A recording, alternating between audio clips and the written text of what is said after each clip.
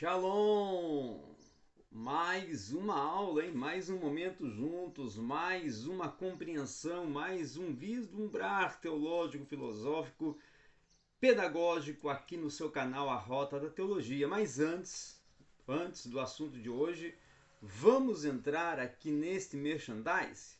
Este livro é o Hermenêutica Pentecostal, livro que eu escrevi para uma compreensão ainda maior, um diálogo ainda mais amplo com o movimento pentecostal. Este é um livro que eu recomendo, não porque eu escrevi, mas porque o assunto, o conteúdo dele é extremamente importante para uma compreensão ainda muito mais ampla, muito mais estrita do movimento pentecostal. Adquira esse livro, Hermenêutica Pentecostal. Muito bem, vamos à aula de hoje? Vamos! Hoje vamos falar sobre um assunto de cunho filosófico e religioso. Então, uma filosofia da religião, tá? Uma filosofia da religião. Nós vamos trabalhar com ética e aprendizagem em Platão, da reminiscência à visão noética, tá? Da reminiscência à visão noética. A teoria da reminiscência, apresentada nos diálogos de Platão, Meno, o Fédon e o Fétro, tá? É relevante para o entendimento histórico e filosófico de um fenômeno de aprendizagem e até para o entendimento da teoria das ideias inatas, por exemplo, que são propostas de Descartes, de Leibniz, de Chomsky, tá? E até da questão de Immanuel Kant, quando ele fala do conhecimento a priori, tá? E a posteriori. Então essa teoria platônica não está fechada num sistema doutrinário. Ao contrário, ela evolui e é modificada conforme a leitura dos diálogos. Então é possível afirmar a hipótese de que ela é substituída no desenvolvimento da filosofia platônica pela teoria da visão noética exposta em A República. Tá? E na análise até dialética de um caráter epistemológico no Teeteto. Então, nesse sentido, o conceito de aprendizagem em Platão, ele ganha uma complexidade, tá? Ganha uma complexidade no aspecto de termos e de uma terminologia ontológica, epistemológica e ética, porque vai trabalhar com conceitos de cunho ontológico, epistemológico e ético. O conceito então é constituído e desenvolvido numa rede conceitual, que aí vai envolver outras noções, como de imortalidade da alma, conhecimento comum e científico, memória, sensação, percepção.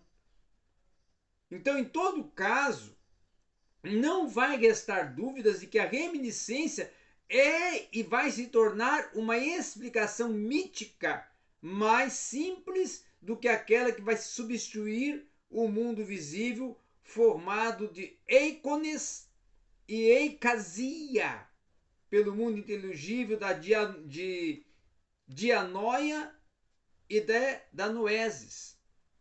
Então, no entanto, essa exposição platônica da teoria da aprendizagem, ela vai revestir-se de algumas dificuldades específicas e próprias das diferentes recepções de seu pensamento. Por exemplo, a teoria das formas, que ultimamente vem perdendo um lugar de núcleo fundamental da filosofia platônica, tá? Ela vai parecer ser um dos suportes da explicação do fenômeno da aprendizagem.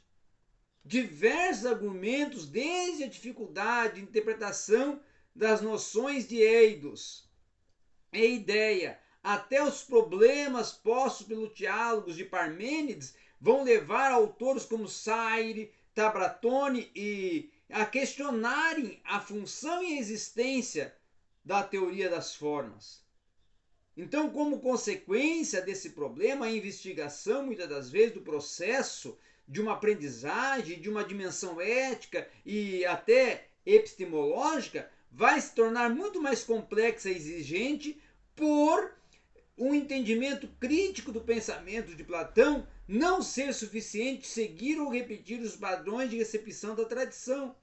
Então é necessário examinar os argumentos em questão considerando esse universo de aspectos expostos e pressupostos no discurso, no diálogo, na comunicação pedagógica. Então, feitas as ressalvas mínimas, este ensaio, sem ignorar o entendimento global do fenômeno da aprendizagem, esse diálogo intereducacional e pedagógico, ele nos mostra relações e percepções da noética platonista, salientando um modo especial relacionado com a dimensão ética.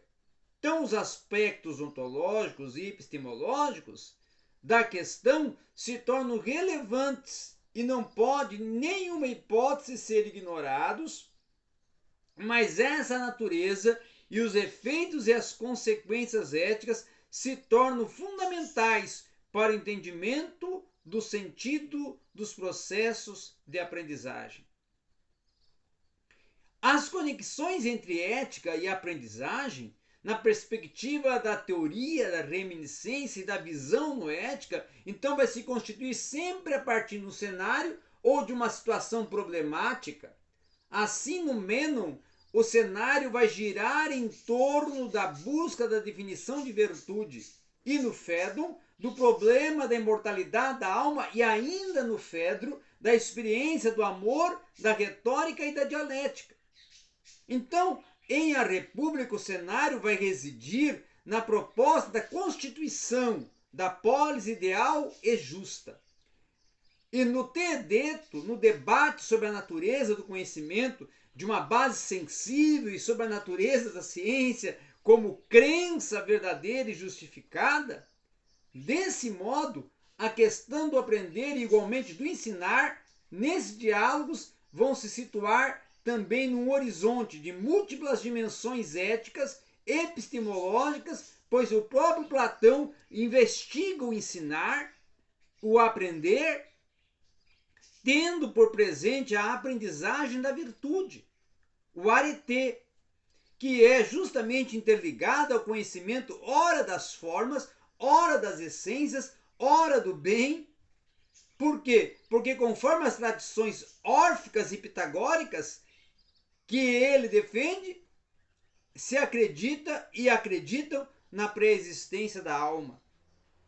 Então, após o exame da reminiscência no Menon, no Phaedon e no Phaedro, Platão em A República e no Teedeto vai propor a etapa de uma visão noética como a mais alta possibilidade de aprendizagem.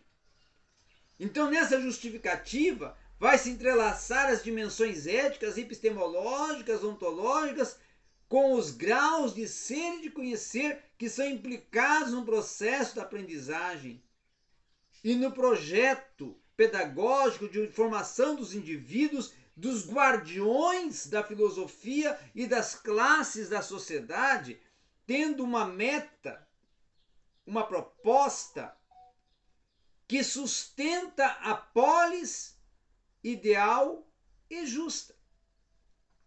Então, todavia, antes de se esquecer, tá, a situação social e histórica da própria filosofia de Platão, é necessário sublinhar que o pensamento desse filósofo é anterior às distinções entre disciplinas como ontologia, epistemologia e ética. Por isso, priorizar esse ou aquele enfoque sempre vai requerer atenção para não se separar aspectos relevantes da constituição da aprendizagem. Então, sem dúvida, o enfoque ético é fundamental, desde que se torne unido à concepção onto-epistemológica. Hoje a aprendizagem, então, se torna vista predominantemente sob uma perspectiva do âmbito empírico, científico, reflexões filosóficas sobre o tema, muitas vezes se tornam escassas, às vezes até indiretas. Entretanto, a aprendizagem não vai deixar de ser um processo excessivamente ético, político e muitas vezes com implicações fundamentais no agir e no fazer humano, que quase sempre surge com pressupostos e projetos pedagógicos. Tá? Então a aprendizagem e a reminiscência no Meno, ela inicia com perguntas. É possível ensinar a virtude? A virtude pode ser adquirida pelo exercício? Pode adquirir o aprender a virtude? Como a virtude aparece nos indivíduos? Então essas questões formuladas por Platão no início do diálogo, sem nenhum preâmbulo, de um modo até abrupto, vão ressoar até os dias de hoje sem respostas de cunho satisfatório. Também no aspecto imediato, no início do diálogo, Sócrates vai responder a Meno com uma outra pergunta, com uma outra inquirição. Então, aquilo que eu não sei o que é, como poderei saber da qualidade que é? Então, com essa pergunta, surge uma possibilidade, uma impossibilidade de conhecer algo antes mesmo de saber o que algo é. Então, trata-se, o óbvio, de uma questão de profunda e reflexibilidade, mas não é a única vez que Platão assim procede. Num outro contexto, na Apologia, Sócrates vai examinar a sabedoria sob um enfoque do reconhecimento da própria ignorância. Tá? Ele vai declarar que sabe que nada sabe. E nesse sentido, sábio é apenas aquele que sabe que não sabe. E essas aproximadas passagens dos diálogos platonistas e da atitude socrática em relação ao saber e ao aprender vão envolver circunstâncias significativas para quem deseja compreender com rigor e objetividade a posição platônica. Por exemplo, é relevante entender que Sócrates, ele recebeu uma espécie de missão divina do oráculo no templo de Apolo de Delfos. Assim, para entender a noção de aprendizagem socrática, também é necessário considerar a sua quase obsessão de busca da definição de algo. Busca que invariavelmente, nos seus primeiros diálogos de Platão, acaba em aporia. Mas se isso é ou não é uma estratégia metodológica de Sócrates nos diálogos com os interlocutores, ou uma situação muitas vezes autêntica de um reconhecimento da ignorância, então se torna o quê? Um desafio para os intérpretes contemporâneos. Então, em todo caso, as possíveis interpretações dos significados de um texto no âmbito platônico e das circunstâncias que vão envolver esse texto, a questão sempre vai merecer atenção no aspecto da reminiscência enquanto modalidade de explicação da aprendizagem. Então, para se tratar de elucidar como é possível o aprender, mesmo que essa questão fique muitas vezes escondida por trás de uma máscara irônica de ignorância, nós temos que perceber que, no Meno, esse paradoxo de como alguém pode procurar aquilo que não conhece, fica de lado e com ele também a definição de virtude. Então o objetivo se concentra no exame do aprender.